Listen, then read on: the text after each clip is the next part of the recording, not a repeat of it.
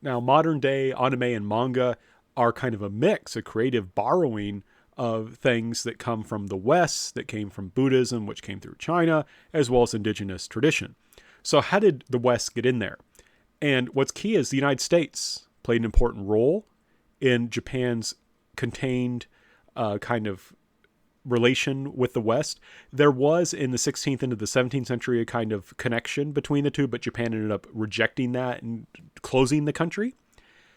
And the country is not going to be reopened, in a sense, to the Western countries until the 19th century. And it's going to be by this American Commodore Matthew Perry.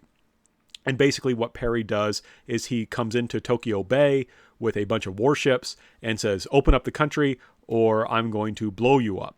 And the Japanese opened up the country. We should not be surprised by that. A lot of the Japanese were upset by that. Japan, the ruling class were samurai, and they're kind of like, why didn't we fight, right? Aren't we supposed to fight back if someone tries to force us to open the country?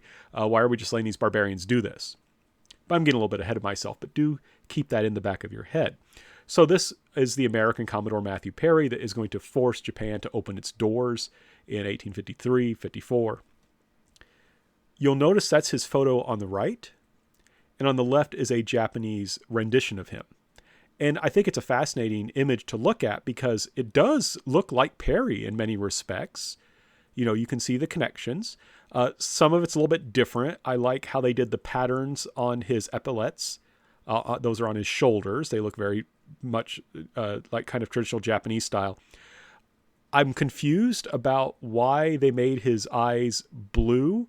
If you look at them, the whites of his eyes are actually blue. The irises aren't. And I wonder if there was some kind of mix up with the printer who heard that these Western people have blue eyes. And so they did that. So there's this interesting way about how Japanese people are interpreting how these Western people look artistically.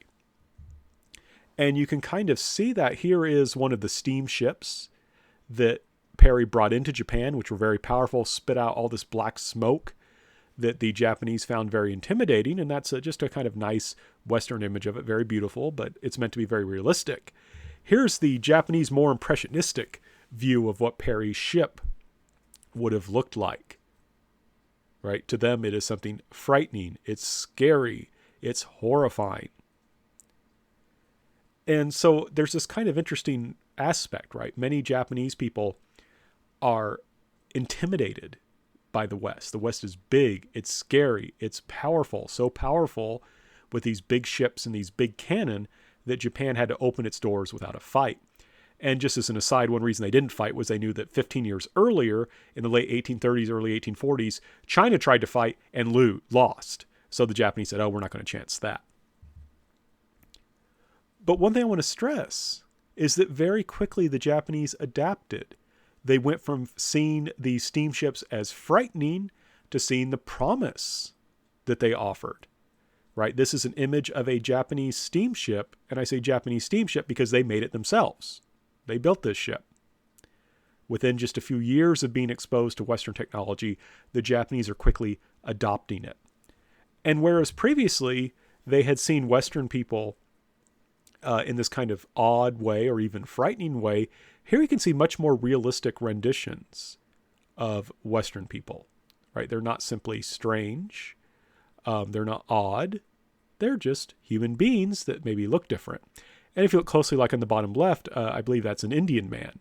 So the Japanese are being exposed to lots of different types of people now and are presenting them in ways that are generally positive, right? These aren't caricatures. Right? This is meant to be a realistic rendition of what these different sorts of people actually look like. And this is another image. This is of them all having a party together, these Western people having a party with geisha. And I think it's interesting. It looks like that Western woman in the bottom right is attempting to play a violin as if it was a guitar. So again, there seems to be some kind of miscommunication here. But the key thing is that while Japanese in many ways were just intimidated, were frightened by the coming of Westerners, they also saw, and sometimes they misunderstood things, they also saw a lot of good and were quite willing to adopt and adapt. This is an image of the Japanese emperor. Now, I don't want to go too much into the deep history of this here, But Japan had a curious system of government where basically the Japanese emperor didn't govern directly. He had a powerful samurai do the political work for him, and the powerful samurai ruled at his name, but in fact that powerful samurai, called a shogun, basically treated the emperor like a puppet. But remember that I said that a lot of samurai were upset that the shogun had not fought back against the Westerners, had just let them come in the country. A lot of them said, you know what, our country has a lot of problems. They're the shogun's fault. The shogun, this big samurai, is doing a bad job. Let's overthrow our shogun and restore the emperor to power, right? He's the ancient ruler of Japan. Why isn't he ruling us now? So this group of samurai launched a rebellion and in 1868 successfully defeated the shogun and restored the emperor to power. And they emphasized that they were restoring him to power because this is the way things were in the ancient past. So they're kind of looking backwards to the ancient past. But what's fascinating is after he's restored to power, he gets dressed up like this. And I think this is a fascinating image because you can see him there. He's got his, he's dressed like a Western soldier. He's growing a beard, right? Notice here, no beard. He's carrying a fan. There's a sword sitting there to his left on a table, but it's a traditional looking Japanese sword. Here he's got the sword in his hands. He's wearing clothes that suggest activity. He's got a beard. He's got a military uniform. This is meant to show, and he's got a straight Western-style cavalry saber. This is meant to show that Japan is adopting Western modernity. Japan is going to be developing along Western lines.